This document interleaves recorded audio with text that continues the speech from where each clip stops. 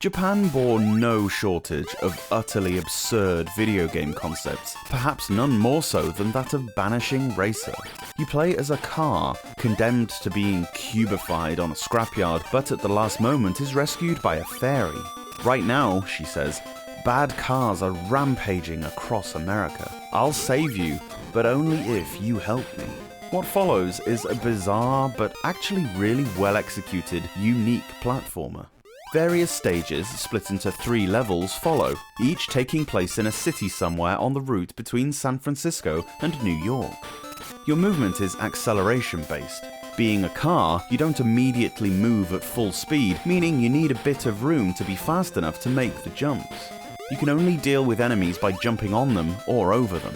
Most will die with 1 hit, but some, like the trucks, take a couple. Bosses usually only take 3 or 4 hits, although obviously these are tougher to hit as they're attacking you more aggressively. Enemies throughout the levels are mostly other vehicles, angry cars, motorcyclists and so on, but there are also cannons that fire at you.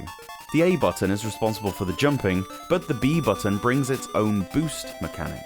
Now, you don't have to use this usually, the levels are navigable without it, but some parts are certainly designed with boosting in mind. It can be used on the ground or while jumping, and enables you to quickly chain a lot of kills together. This was obviously intended as, in a Super Mario way, you get extra lives should you take out 5 enemies in a row.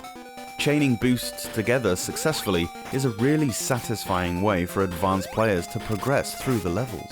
The level layouts are incredibly well thought out, and the design is nicely varied, with each city having its own backgrounds.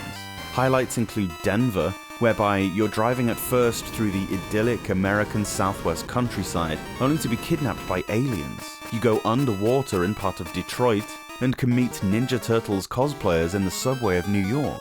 The design is augmented by some charming animations, especially of your own car, and the underwater stage has this really effective wavy effect across the whole screen that I'd never seen before, which really adds to the feel of being submerged. Banishing Racer is in the category of Game Boy games that clearly didn't sell well, or in this case it could simply be because of the Japanese exclusivity, but have been discovered years later to be better than average. A world beater it ain't, but in the same Venn diagram as something like Spud's Adventure or Moomin's Tale on the Game Boy Color, it's good, potentially very good, and rare enough to warrant some astronomical prices on resale sites. If you want to spend triple digits on it, be my guest, but I wouldn't go that far by any means. Hell, if you're a collector, you're not gonna listen to my advice anyway. Do as I say, not as I do.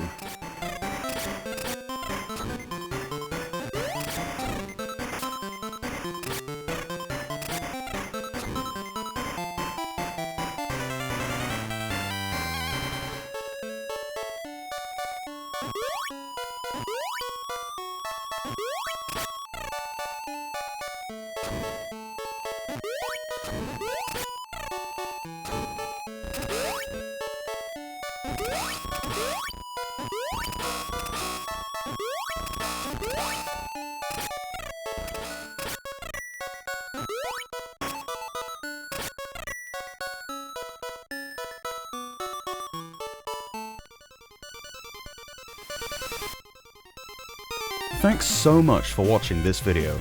Let me know your thoughts on the game down below, and if you can spare a second, give the review a quick thumbs up, it really helps out.